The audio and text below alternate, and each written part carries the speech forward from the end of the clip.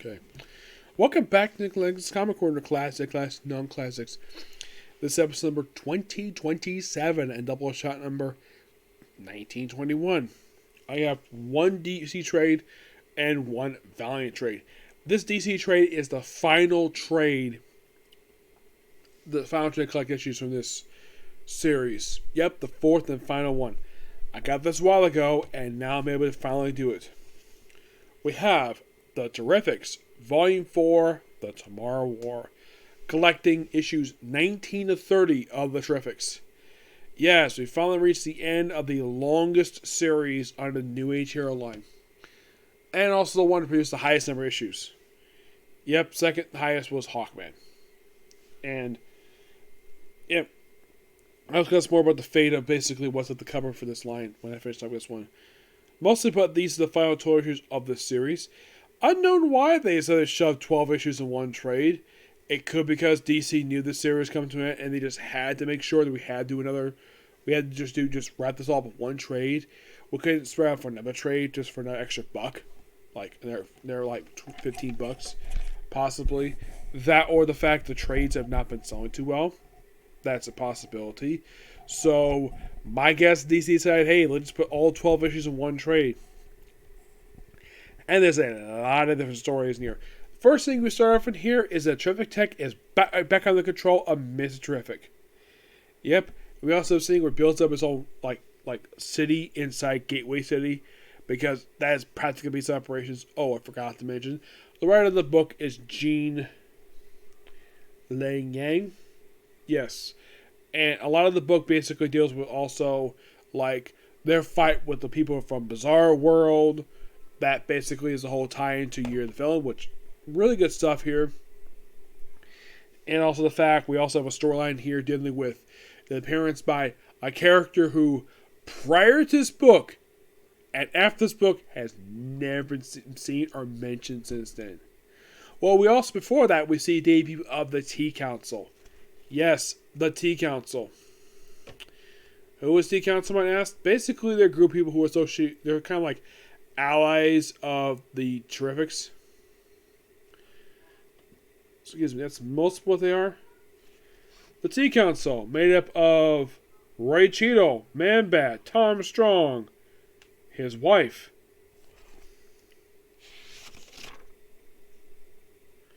And we also have Silas Stone here. Yes, Silas Stone.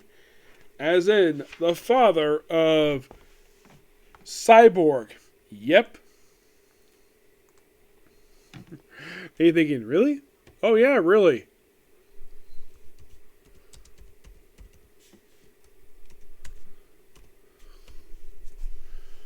I think it can pretty much everything for the T-Council.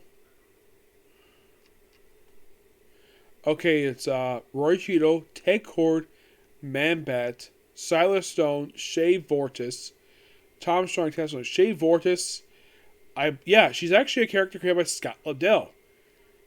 You thinking, really? Yeah, they apparently had her join the T-Council. Interesting.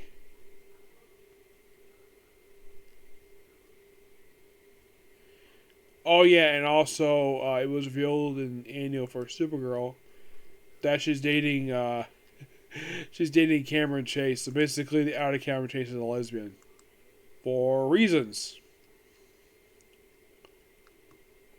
Yeah. T-Council, really interesting idea. We also see the death of Simon Stagg. Yeah. They kill him off here.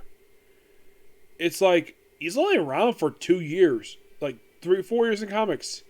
I haven't covered basically his early stuff yet from the Legend of Tomorrow stuff.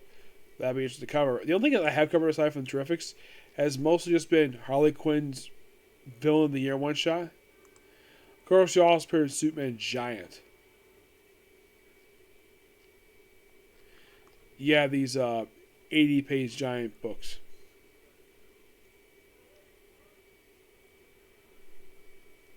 Let's see. Oh, I think his appearance was mostly just like reprints of this book. So mostly put basically with this series. I think like the only thing off the cover just Legend of Tomorrow. Yep. So yeah, T-Council. Basically, they're kind of geniuses that work with Now, Silent Stone, interesting though, they have this. This leads into stuff with Simon Stagg's son toward the end of the ongoing series. Of course, they'll form their version of the YMCA, and they have an appearance here by the Parasite. Yes, the Parasite. Are you thinking which one? The third one, the one appears in the current continuity. Yeah, for some reason they decided to bring in the frickin' Parasite.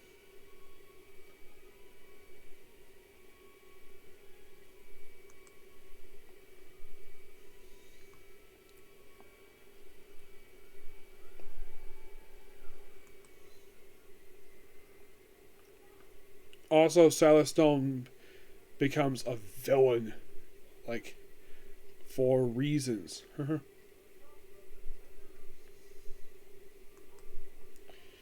Yeah, and for some reason he kind of joins the Simon Circle in the penultimate issue of the series. Yeah, the Circle is basically led by Sebastian Stagg. Who is Sebastian Stagg, you might ask? He's basically the son of Simon Stagg and Sapphire Stagg's brother. And it's like they just created him just to basically be a red herring for the last 2 issues of the series. Some really good stuff here. And here he is. Sebastian Stagg. Claiming what was rightfully his. Yeah, and of course they have to fight him per se. They have Jaime Reyes joining up with T-Council, which is an interesting idea. Yep. And of course they have to fight with T-Council, which is also comprised of Lobo. Yes, Lobo appears in this book. Because he's a hired gun. So of course he turns up in this book. Yeah, and the Simon Circle becomes like the final villains of this book. Yeah, and Silent Stone turns against them. He ends up with the Parasite. And by the end of this, where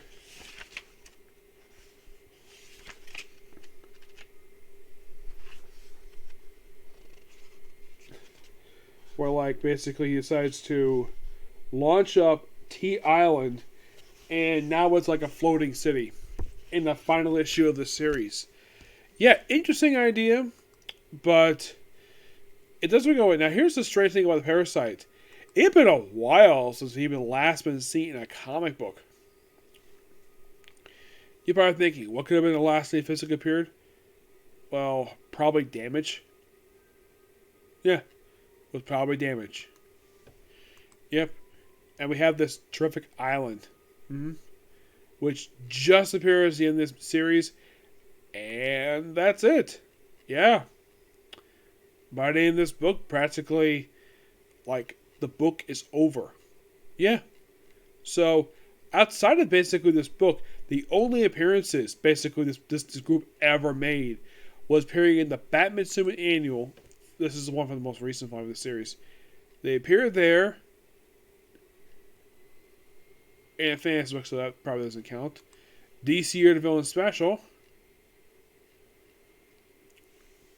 which they probably appear on screen.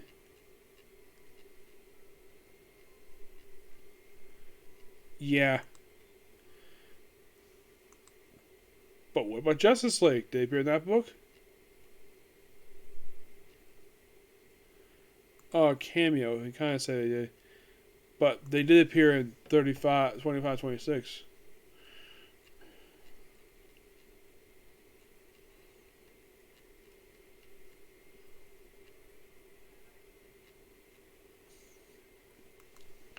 Yeah, most of us some cameos, but as of recently... Oh, by the way, what happened to the group themselves?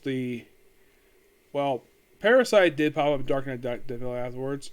Lobo appeared in a miniseries, as of recently, where he basically teams up with his daughter. Yes. Stegatron. Yeah, after this series wraps up, he pops up in the Endless Winter Specials, where in Black Cat in this winter, the robot is destroyed. Yeah, it's destroyed. Which, like, really? Yeah.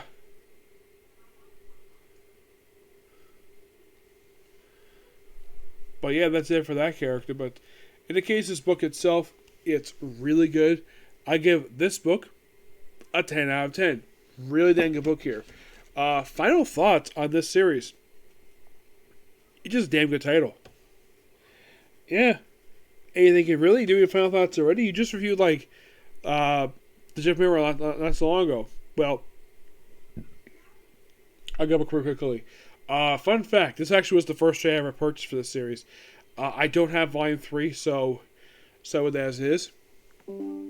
Now, what do I think of the series overall? It's an amazing series.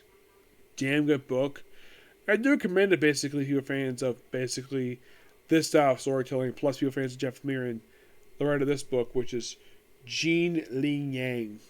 Just pure fun. Love it. And with that book basically reviewed, there's actually not many books left to review on the New Age Hero line. Thinking, really? Yeah, really. You're probably thinking, what else is left?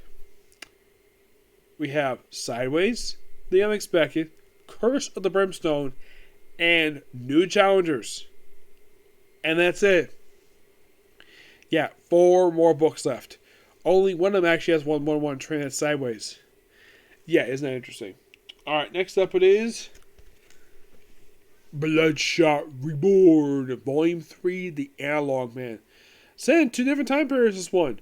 First jump in 30 years in the future, where we come out a ripoff of Mad Max, where Bloodshot is an old man. We have Shadow Men acting like those people popping up in Mad Max Fury Road. Apparently, Jeff Lemire must have loved that movie so much he basically ripped off for the story. And he also names an old version of Ninjak in the book, which I thought was interesting. Yes.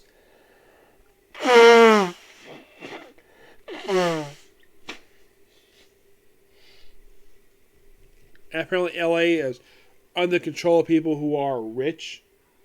And also, Ark, who is the X-Men of War, apparently abandoned his own armor to be copied by some rich people. And they're practically drones patrolling the city of Los Angeles. Yep. Yeah, there's a lot of the storytelling here.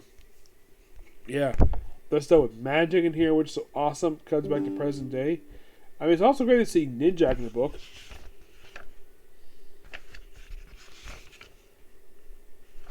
Yeah, I always love seeing him. Even though it's over as Ninjak, but I'm counting it. But just really good here. Yep. Then we have a version of the Shadow. I think this may have been the actual one, possibly.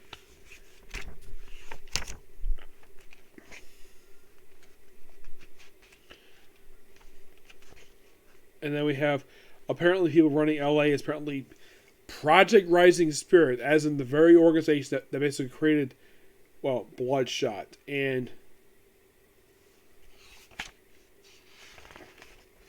apparently Livewire is there. Yes, Livewire.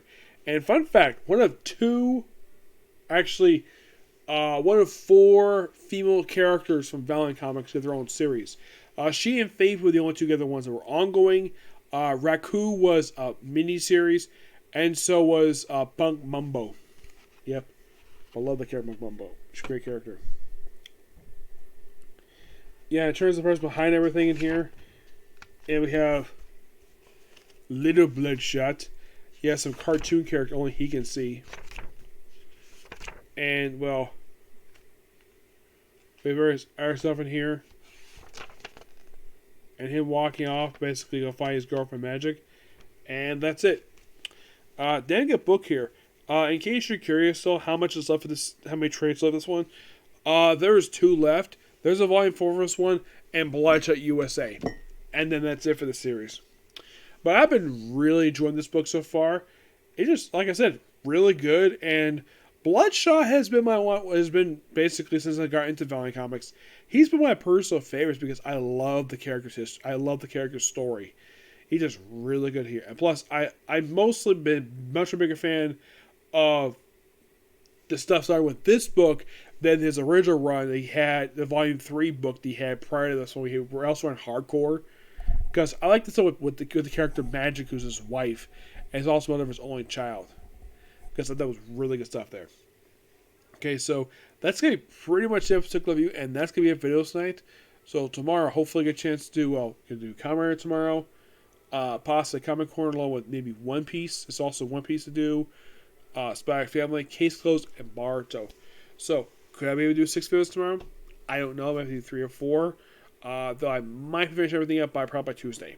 Maybe. Okay? Next video. Bye.